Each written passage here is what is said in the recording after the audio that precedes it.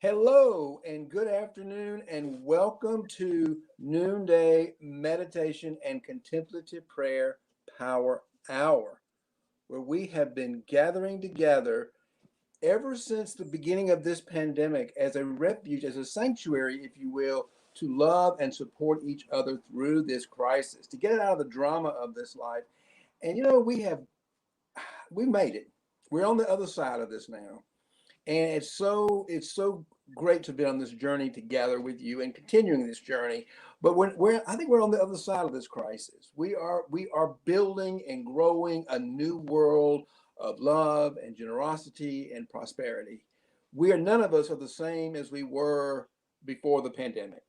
I know for me and from some people that I work with, we're actually a lot more loving, a lot more open, a lot more just grateful for life in general, and that's really an exciting place to be. And so this month I've been doing something kind of fun. I've been interviewing and talking and inviting coaches and caregivers to come on our show.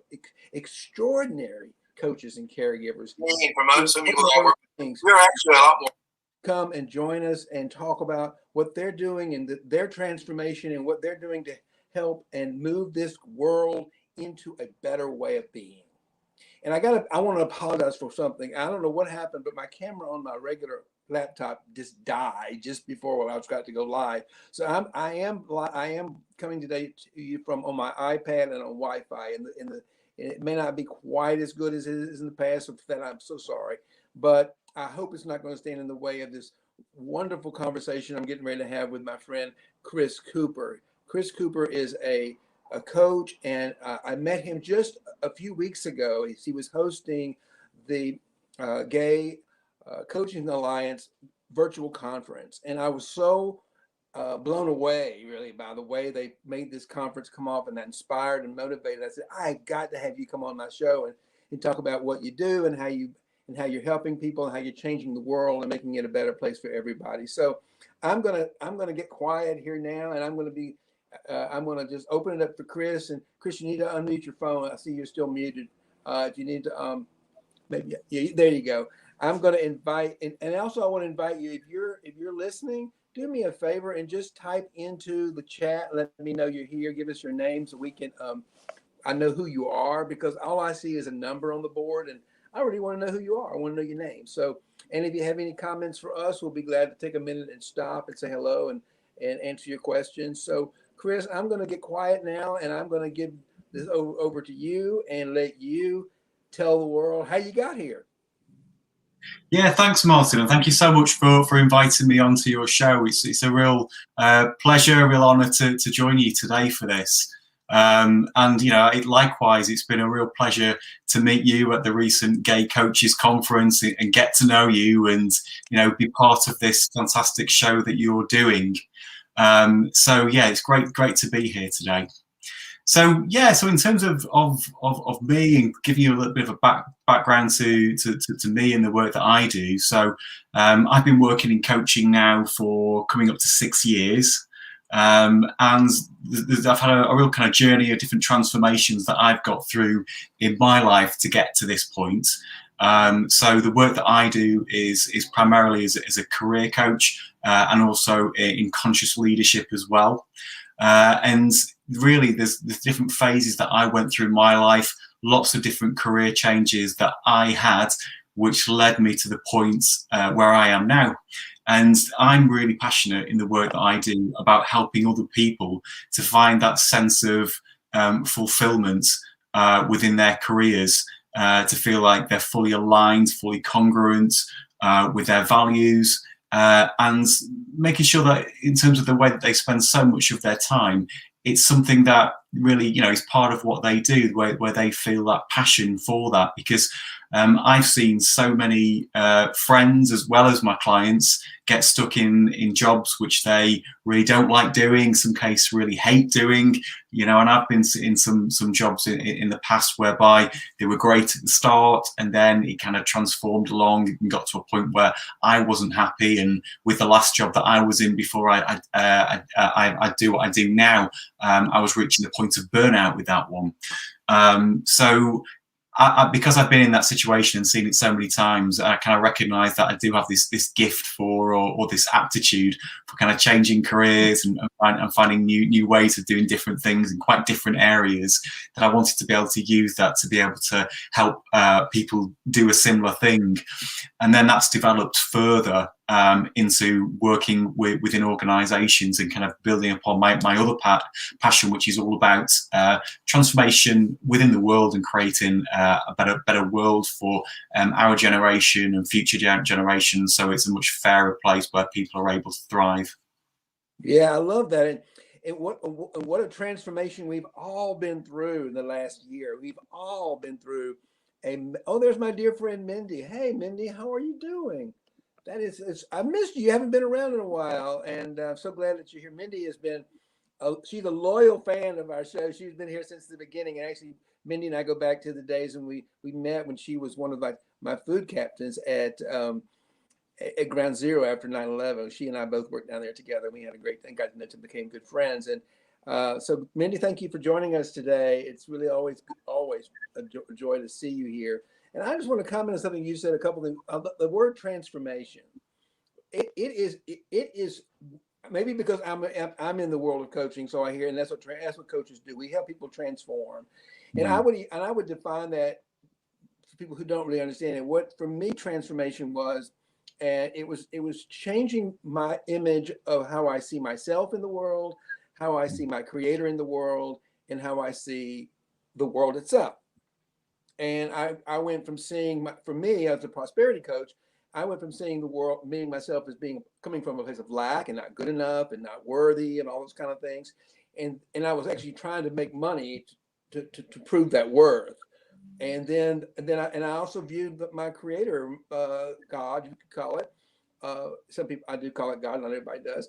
It was something judgmental. It wasn't a loving, benevolent, caring creator of me. It was someone that was judging me, kind of, in a way. That's what I learned about God, and I saw the world as a place of lack, a place of having to struggle and get to the top and earn my way up to the top because it just wasn't enough to go around.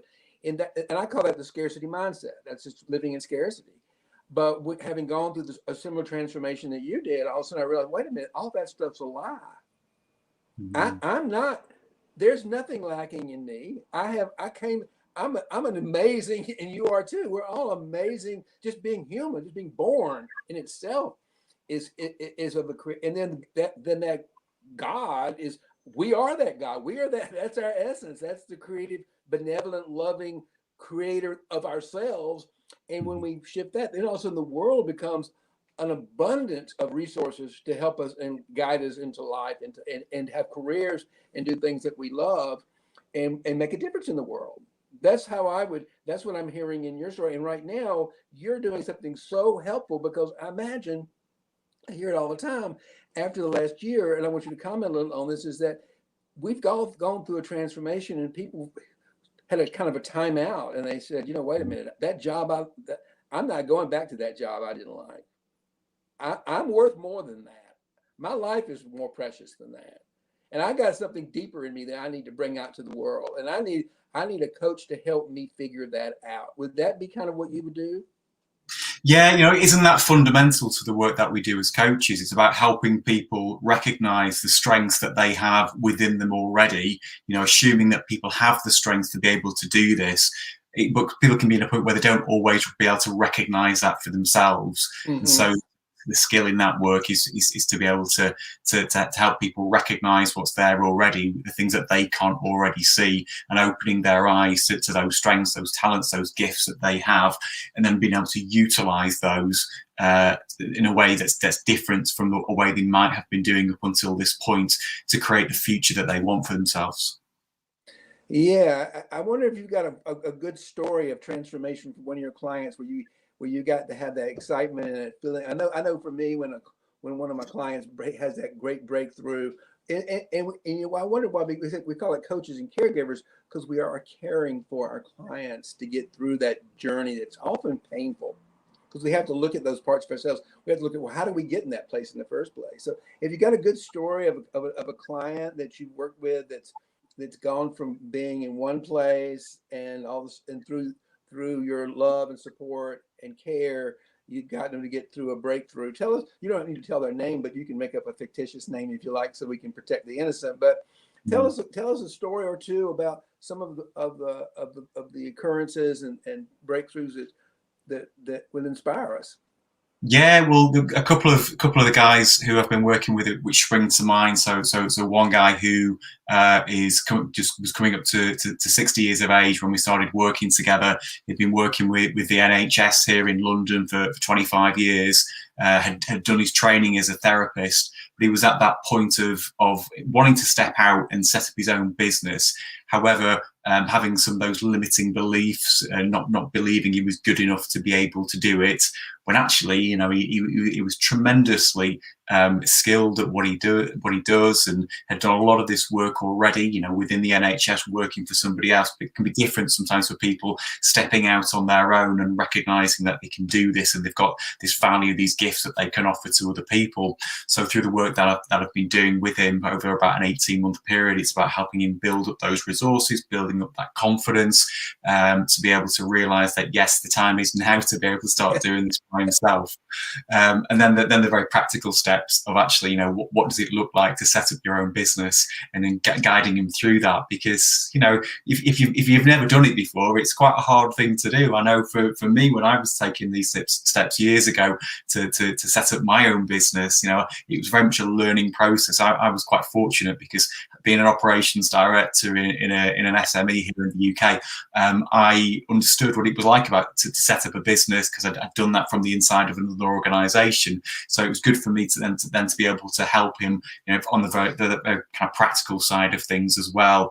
You know, all about, you know, creating a website and putting together a marketing plan and all of the other stuff that goes towards setting up your own business. So he's now at the point now where he's launching his therapy business, which is really exciting. And, you know, and I love it. I mean, I get such a kick out of this when you can see how people develop over time, and you can see that they really change as a person. You can see the confidence growing, and how they start to realize that they're able to do things which they didn't believe were possible before. So that's one guy. And then another guy who I've just been working with very recently over the last few weeks, down in London, working in two different jobs. One as a PT, something that he absolutely loves, working in fitness as a trainer. But for many years, he'd also worked for his dad in a family business as a carpenter, something which he didn't really love, but didn't have the confidence to be able to be able to, you know, step out from that and pursue the thing that he really loves doing, which is fitness. So just over the course of 5 weeks of working together, he's decided that yes, the fitness is what he really wants to pursue, and he's taking the steps to move into that area. And, you know, he just had this realization when we spoke last week, you know, actually I can really do this. I'm worth it. The clients I've been working with, they really value me for the work that I do, and I can work with more people, serve more people as well. And it's just great to be able to see that change in literally, I say, just 5 weeks. He's moved from the place he was at before, of just that place of self-doubt and lots of limiting beliefs about his being able to do this work full time and pursue what in his heart of hearts he loves to do, to now, you know, really excited and moving forwards and doing that. Yeah, I love those stories. And, you know, what's coming up for me is that I've recently hired. So I've had coaches most of my life, and it wasn't until I recently hired and really spent some money and joined this team of coaches. Kelly Roach runs it. It's called the Unstoppable Entrepreneurs. And so when you're telling this story, what's relating to me is where I was a few months ago in my career. Even though I decided to become a coach probably in 2018, it wasn't until I got these coaches to help me see through my obstacles and give me the guidance every day. Because it's not like once you get it, oh my God, I got this great gift.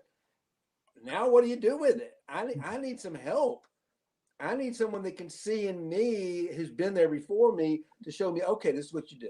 You do this, you do this, you do this, you do this. So it's really important. And what I have learned, and I've got a coach now. One of my big dreams is to do a TEDx talk, and it kept sitting out there, and said, well, I don't know how to do it. And I didn't know how to do it. That's the truth. I didn't know how to go get a TEDx talk. So I hired a TEDx coach, And this team of coaches, now I want you to tell you that last week I submitted 20 applications, really well. We put together the applications, and I put together those applications and sent them to 20 different organizations, asking them if they'd like me to come do a talk at their event. And I'm going to probably send out another 80 between now and the next in July, because I think they say you need to send out about 100 to get it. But I didn't know all that. And I'm just so excited that, but I had a dream to be a TEDx, give a TEDx talk as part of my legacy, is what I want to do in the world. And so when you were telling that story about not having the confidence and not knowing how to leave the carpentry job and actually go out and be a fitness, yeah, you can't do it alone. Mm-hmm. And even us coaches, I'm telling you, I need lots of coaching. I couldn't do this without coaching, you know? Yeah, that's it. You know, as coaches, we know the process for ourselves, and you know, we know how to help other people. But yeah, we have coaches too, and that's what people start working with them. I have a coach as well. It's part of it. It's part of that ongoing personal and professional development that we do. And another great thing about having coaches is that they give me ideas that I can pass on to my clients. Of course, you know, paying it forward. We play it all forward. That's the name of the game, and it certainly is certainly fun. I'm going to ask you something here. I'm going to jump out of that, and I'm going to ask you during the big timeout of last year. This is something I always love to hear from people like you, who I think are extraordinary doing. I mean, coaching is kind of an ordinary thing, really. It's not all. It's just listening, really, listening and really finding out what they hear. But it takes an extraordinary person like you to be able to do that and hold that kind of transformational space. And so I want to know, on your level, what wonderful thing did Chris learn about Chris during the big pandemic, during that timeout where we had to sort of get still and our whole lives were disrupted.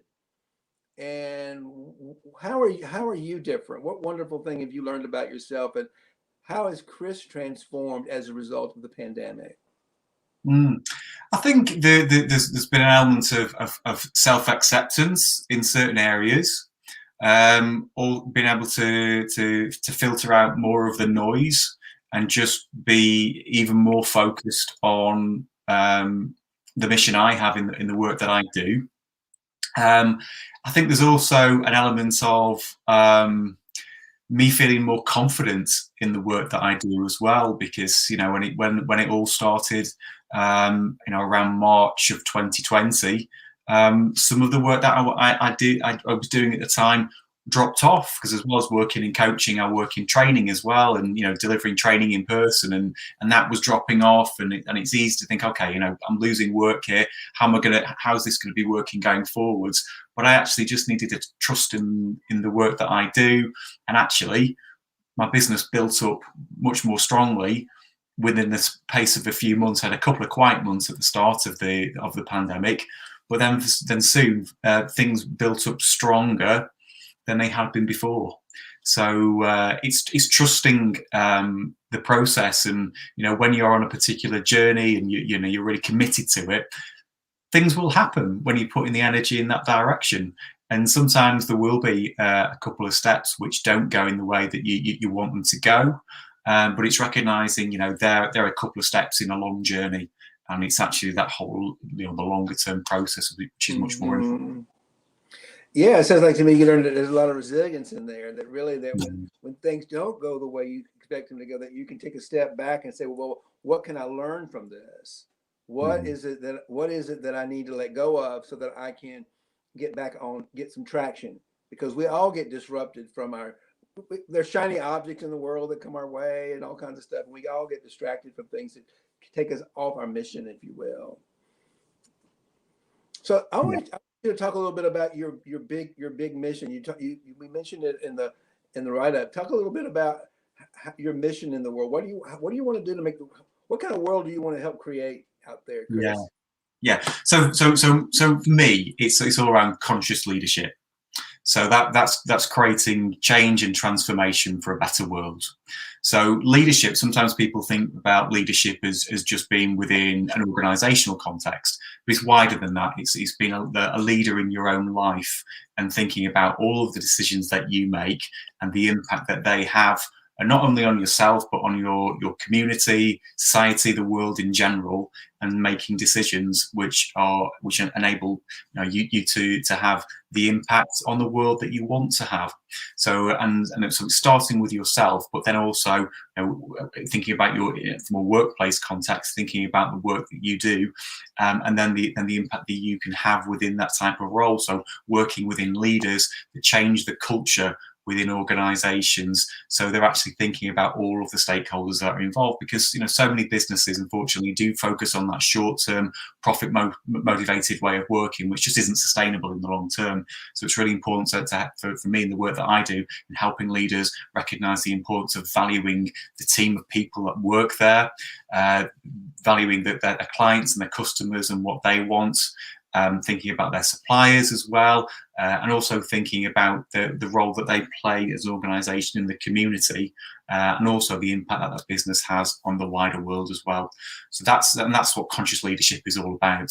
So that's my mission, and I'll be taking this forward, ramping it up, and working with more organizations. So I want ultimately in decades to come, when I come towards the end of my career, that I know that through the work that I've done, I've helped all these organizations to make this change, and the world is better, and maybe in some small way, through the work that I've done. I love that. I love the way you define conscious leadership. It's becoming conscious of who we are as leaders, and being able to hone those skills. And when I'm working with a CEO of a corporate, I'm not really so much well, I guess if I'm working with the CEO, I'm helping the leader of that business, right? So I never even thought about it that way. But the skills that I really want to work with and make my clients who are CEOs, and whether it's a business of, it's got 100 people or a business of 2, that they're a CEO, you need the same skills to lead that organization. And the 4 that I think that are so important, I don't care if you're leading a country or leading a team of 2, which I'm leading me and a team and a virtual assistant. Basically, that's my team right now, which is great. It's a perfect team. But the skills that I want to hear your thoughts about this, are the 4 skills, the 4 pillars that I like to lean on. Is 1, trust and transparency. They've got to be able to tell the truth. People got to trust what they say is actually what's going on, to follow them. The second one is empathy. They've got to be able to feel what it feels like to be another person. They've got to feel what it feels like to be led and to lead. The third one is compassion. They have to be able to be compassionate. Sincerely compassionate in the way they lead and the way they make decisions. And the fourth, which I think which I think most leaders tend to spend too much time on, is competency. Their actual competency to run. And I'm not saying that's less than, but I think I see often a lot of people worry so much, am I good enough? Am I competent enough? So they focus so much more on competence that they forget about the other 3. And I'd love to hear your thoughts about that. Yeah, well, all the points that you've been describing, Martin, that they all form part of emotional intelligence. So, the real starting point is developing all of those areas of emotional intelligence. So thinking about the way that you use your own emotions and how your map of the world relates, and how you're able to manage and use your emotions in the right way that are most beneficial for you and other people. And then kind of expanding that out in terms of the social skills and the way that you interact with other people as well. So a big part of the work that I do is helping my clients develop their emotional intelligence. And the great thing about EI is the fact that it can be developed, and people don't always know that. It can be. As a matter of fact, I think it is always developed and cultivated and mastered. It's I call it those are skills we master. And again, that's why we need coaches.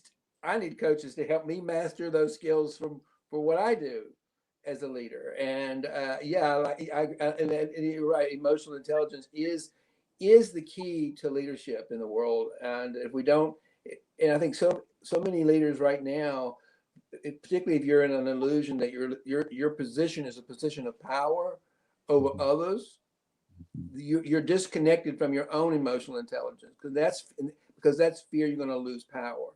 But a good leader is secure in knowing it's not his position that gives him power. It's that inner strength. It's that inner wisdom that they've got everything they need to love and care and compassionately lead their organization, their people, their family, whatever it is they're leading, from a place of truth and compassion, empathy, and just being able to hone skills that require you to be a leader, listening and things like that. Yeah, yeah, and what you were describing there, that leadership based upon fear. So you may be instilling fear into other people, but there's also come from a place of personal fear in terms of Right. leading like that. And really, it's about moving towards more of a servant leadership approach when you're recognizing that your role is to serve other people. Yeah, we're all learning about that in our country right now. We've just gone from what I call a very narcissistic leader to finally electing some people who are leading from all who lean in well to all the. I mean, Joe Biden and our president today is clearly to me a leader who I trust. I mean, the difference that very first day when his press secretary came out and just told the truth. This is what's going on today. This is what we got to deal with. It's like there's nothing to hide here. This is what we're doing, and he's the king of empathy. Mm-hmm. He is the king of it. So he feels the pain this country's going through and the world is going through. It just exudes out of him when he talks, and that invokes the compassion.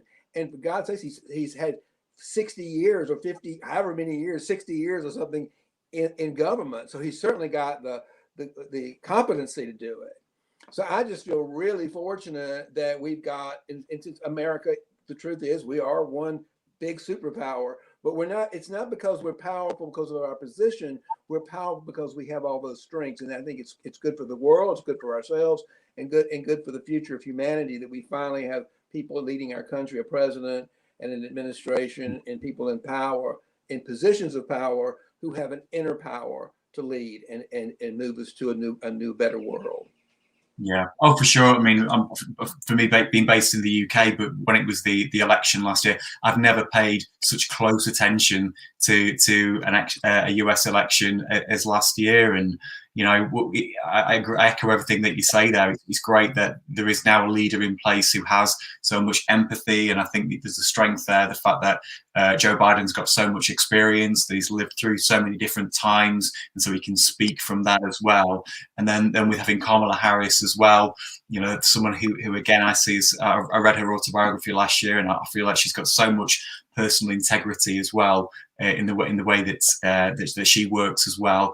And so it's great to have that team, in place now. As your president and vice president, I'm a little bit envious looking over from the UK to the US as to what we've got right now. Maybe we'll help inspire what the outcome of your next election, because it certainly does. It certainly does feel better being here in America than it did a year ago. I can tell you that. Yes. It just feels so much better to wake up in the morning knowing we've got people leading the country who actually care about us. I mean, I guess can't tell you how much it just feels great. It just feels so much better. And I want to make a comment about women, and I'm so grateful for how many women are. We are entering the age of Aquarius, is also the age of the divine feminine, the age of women. And just look at all, like you mentioned Kamala Harris, our vice president, but look at all the women in leadership roles who are just naturally caring, nurturing, and they're nurturing this wounded world, I would say, into healing and connection and love and prosperity in a way that no one else can do it. And I think that just needs to be recognized and acknowledged and appreciated, that we finally got a group where we're like, yeah, women, we need that divine feminine in the world. And it doesn't have to be a woman. I think you and I possess that. I call her Joy the Wise Woman. So we've all got that part of ourselves that has nothing to do with our gender. Our gender. It has to do with tapping into that inner caring, that part of us that does care and does have empathy and compassion and those kinds of qualities that are moving this world into what I call prosperity living. Mm-hmm. Oh, yeah. I mean, it's so fantastic that in the government, you know, you've got so many women and people of color as well. People of so much breadth of lived experience, which is so crucial. I mean, it creates cognitive diversity, which is the topic I was talking about a few weeks ago at the Gay Coaches Conference. And when you have a group of leaders who were all very similar backgrounds, how can they possibly represent a nation, and particularly a nation as broadly diverse demographically as the US? So it's absolutely vital that this team like that is in place right at the top. Yeah, and we've got. I think what's really amazing to me is this: out of the other party, the one that's not quite awoke yet, they make fun of us for this. We've got a woman, lesbian, leading, who is speaking truth to power in the other party right now. Mm-hmm. And that's amazing to me that we've got a woman. A woman is the first one within that power structure, within that party, to get up and speak truth to power. And it's refreshing. I don't agree with, we need a two-party system, and we're going to all have a different view of how we get there.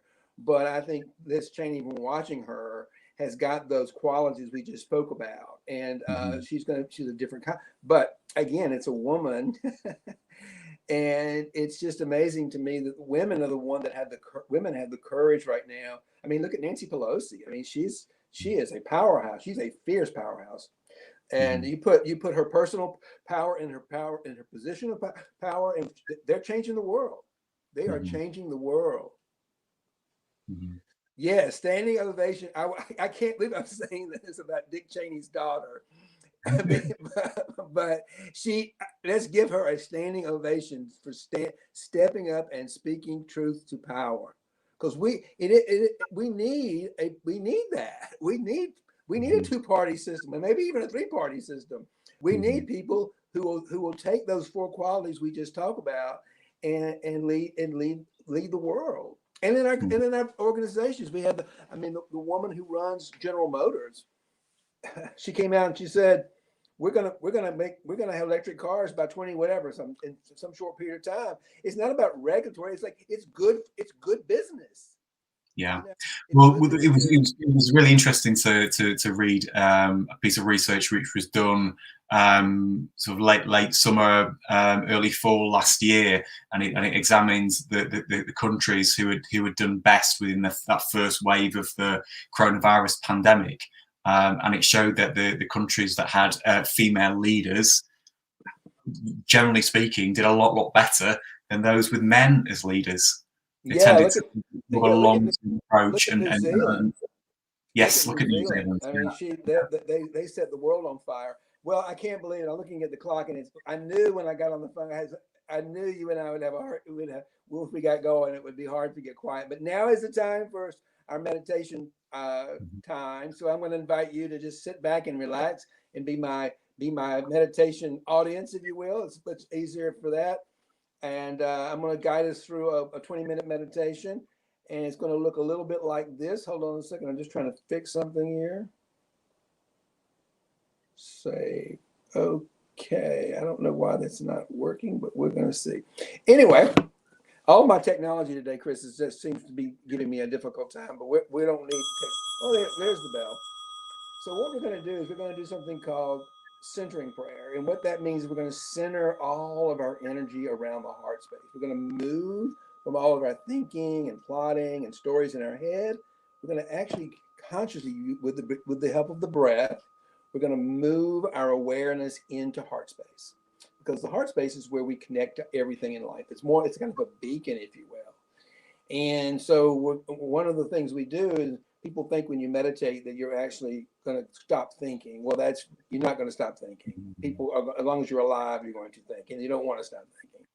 But we can slow it down, and we want to create some space around the thoughts so that we have an ability to create and come from have a new beginning, have a new way of seeing the world that we can leave with in 20 minutes. Oh, whatever it was that yesterday is no longer now. Now I have a new, fresh way of being, so I can begin to create from a whole new place. And so one of the ways we slow down the brain is through When we think, our tongues vibrate. So one of the ways that we can slow down the thinking is to reverse engineer it and relax the tongue. And the way I like to teach people to do this, and the way I do it, is to take the tip of your tongue and relax it on the roof of your mouth, just behind your front teeth. Slightly part your lips, relax your jaw, and just feel the sensation of the breath floating over in and out over the tongue as a gentle massage to relax the tongue. And just do that for a few minutes and just see and notice what happens when you begin to just focus all your energy on breathing and massaging your tongue. Something just that simple.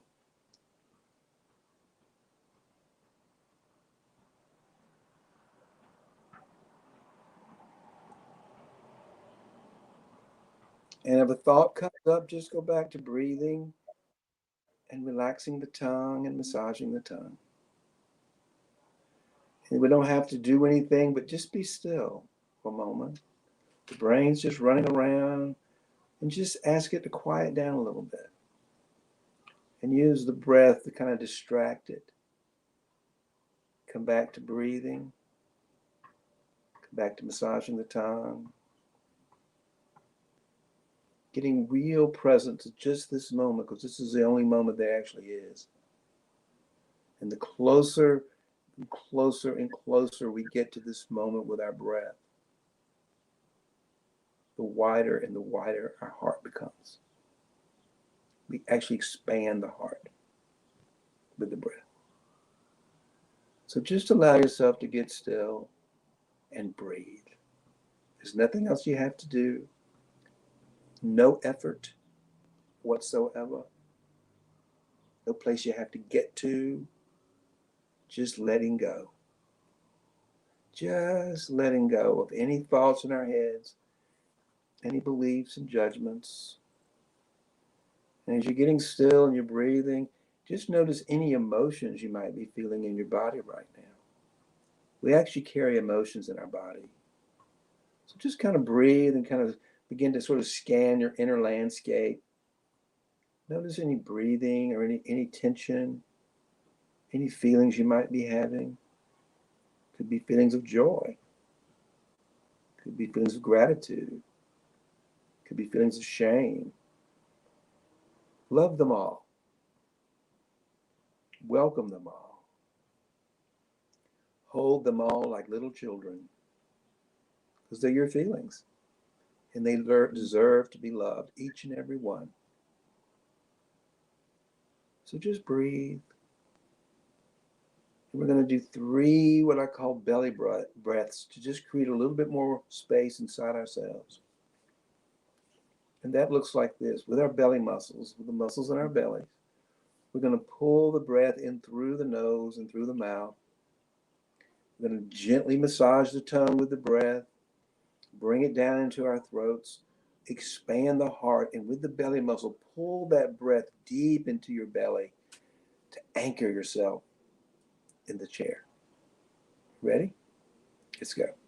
Breathe in. Your belly muscles pull the breath deeper in. Expand the belly if you need to. Create all the space you need. Hold it till it gets a little uncomfortable, maybe. Now just let it go. Release it all. Let all the air out. And as you do, let go of any thoughts, any beliefs, any opinions you may be carrying about me, about Chris, about yourself. Just let everything go. Hold on to nothing. And allow yourself to just come back to the breath, gentle massaging of your tongue, and let go and fall back into that gentle, gentle, loving arms of the Divine Mother, your Creator within you. That infinite, spacious love,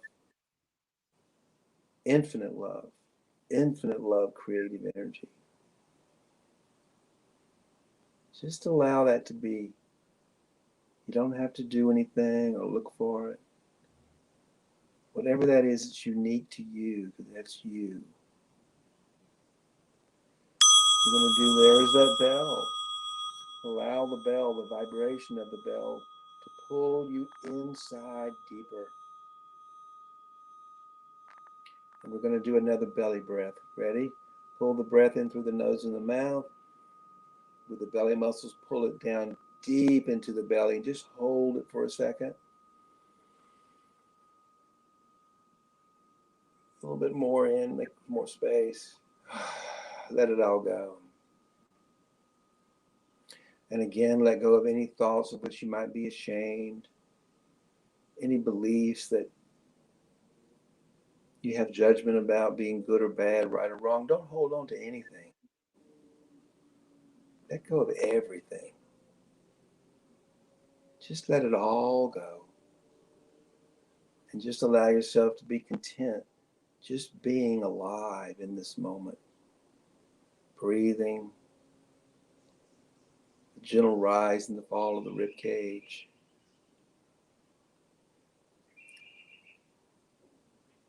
The energy of life through your body. What's it like to be you from the inside?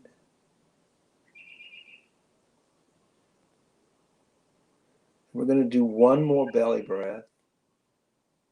And then I'm going to be quiet for the rest of the meditation, except for the interval bells, the wake up bells. And those sweet little bells are there to wake us up from our thinking, our plotting, our worrying, maybe even our sleeping.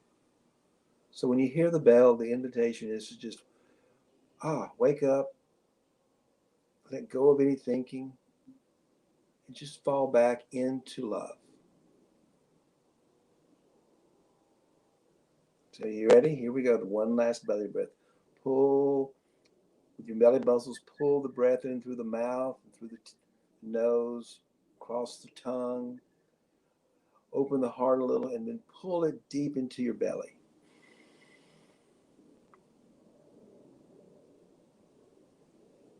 Hold it a little bit longer, maybe a little uncomfortable. And just let it go and just be still. Just let go of any final thing you're holding on to. And just be grateful for the moment. Fall back into the infinite, infinite love of your essence.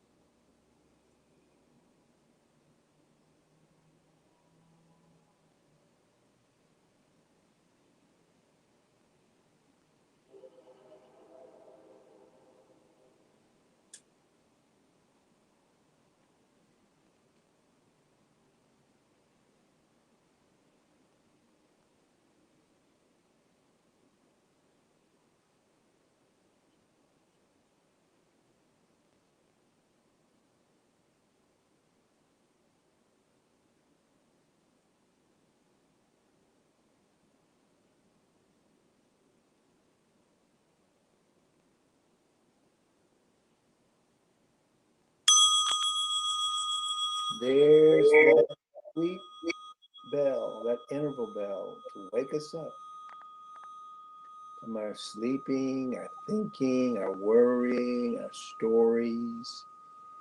And the invitation is just to smile at all that stuff and just let it all go and allow yourself to fall up into love.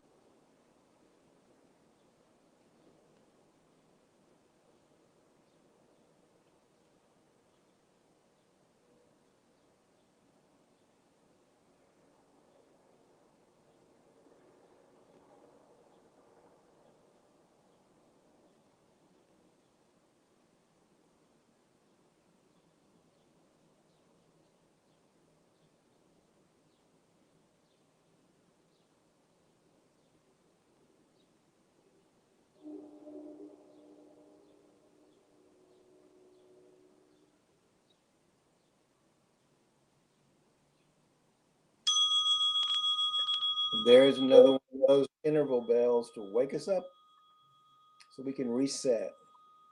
We can let go of our thinking, wake up from our sleeping, our worrying, our stories, all that occupation in our heads. And the invitation is just to smile at that brilliant brain of yours and just let it go. Give it a rest. Give it a break. Just let go of everything and gently fall back into love.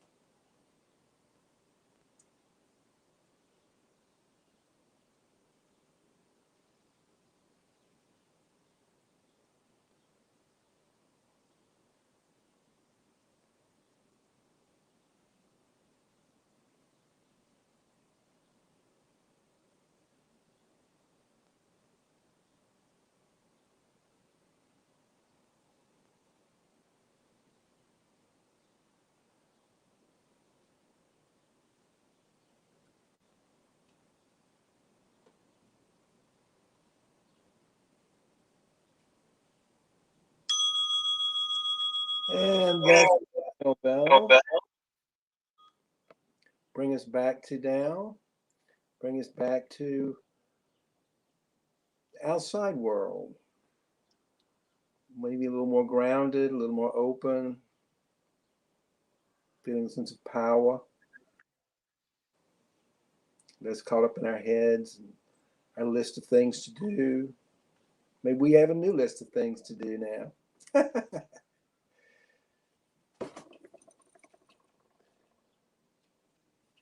My friend, see you later, Mindy. Thank you for joining us today. It was great to have you here. And Chris, it was just a joy having you here. And I'd like to give you a chance to tell the world how we can get in touch with you, because there are people who may want to get to know more about you. They want to maybe talk to you about coaching. And I'd love for people to know how to find you. What's the best, the easiest way for people to find you, Chris? Yeah, thank you, and I really enjoyed that meditation there. And right now it's coming. It's around 6 o'clock in the UK here, and it's so nice to do something like that at this time to process all your thoughts from during the day. So thank you for that. In terms of getting in touch with me, people would like to know more about the work that I do, can check out my website, which is lifecompletecoaching.com. And you can reach out and book a conversation with me if you think I could help you with where you may be right now in terms of the work that you're doing, or where you are in life, or the business that you have. So yeah, check out lifecompletecoaching.com and get in touch if I can help. And I think you've got a Facebook page. I know a personal page, Chris Cooper, right? That's right. Yes, And and if they forget all about, and they forget the name of your website, you can just send you a direct message on Chris Cooper, and I bet you'd be happy to respond, right? of course, yes, yes. Okay. Good old Facebook. Yeah, I love Facebook. It's a great medium. So hold on, I want to close this out and make a few announcements myself, and then we'll talk for a few minutes backstage. Just 1 second. So I want to make everybody aware of something that I've got coming up on June the 7th. As many of you know, I am a spiritual teacher and a prosperity and mindset coach working with gay, transgender, and bisexual men, highly motivated entrepreneurs and business leaders who really want to take their business to the next level. And I'm so excited to be offering a free 5-day transformational workshop coming on June the 7th. I will tell you more about that later, but I want you just to go ahead and mark your calendar, because if you're really ready to live a life of clarity and purpose and create some financial abundance with ease, you don't want to miss this workshop. So that's for that community, and I have a particular Facebook group for our community, and there's a reason for that. Is because our inner work is different than women's. It's got its own healing. We have our own wounds, if you will. So I created a safe space for us to heal our wounds. It's not meant to be discriminatory. It's just we have specific wounds as gay men that we need to work with, and I create a safe space for that to happen. And that's in the financial heart space Facebook group for gay, transgender, and bisexual men. However, I don't want to forget anybody. I have another group that's welcome for everyone to come and get to know each other and share in the same teaching, and that's called the Financial Mystics Sanctuary. And everybody's welcome to come there. And I do workshops and there, free works and trainings there as well. So I wanted to make you aware of that. So if you're not a member of those groups yet, please join us on the inside and be a part of that. And I look forward to having you in this free 5-day journey coming up in June. So stay tuned for that. And in the meantime, may love and prosperity prevail. Thank you.